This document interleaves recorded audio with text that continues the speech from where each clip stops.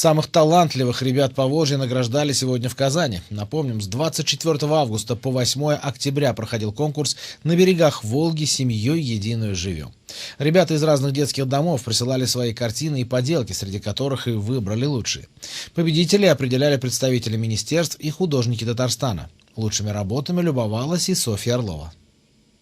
Резные совы, рисованные кони и золотистые мечети. Здесь, в здании кукольного театра, сегодня выставили самые красивые и запоминающиеся детские поделки. Всего в этом году в конкурсе приняли участие более 400 ребят из всех 14 регионов Поволжья. Самым маленьким из них 6-7 лет. Кстати, победителями стали 107 работ, которые и представлены на этой выставке. В то время как награждать победителей уже начали, Екатерина Путнина из Нижегородской области рассказывает, как она создавала свою объемную картину, посвященную Пасхе.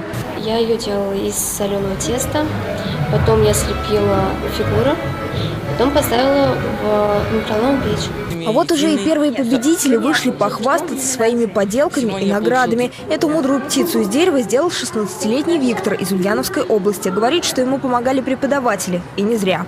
Сегодня я получил диплом в номинации «В семье единой» за эту работу. Кстати, появились здесь и постоянные участники победителя. Веронике 17, а ее картины, написанные гуашью, уже второй год занимают первые места. В этом году я представляла работу «Утро в деревне». В прошлом году у меня была работа «Лесной гость». Конкурс организовал благотворительный фонд «Акбарс Созидания» в 2008 году. И вначале он проходил для татарстанских ребят, но последние 6 лет в нем принимают участие ребята из детских домов со всего Поволжья. Есть жесткий отбор. Каждый детский дом представляет не более 3 работ.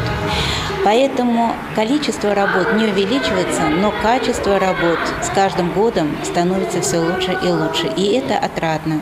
Победители выбирали в 6 номинациях в 2 возрастных категориях. А весной самые талантливые ребята, занимающиеся живописью, поедут в Москву, где им проведут экскурсию и художественные мастер-классы.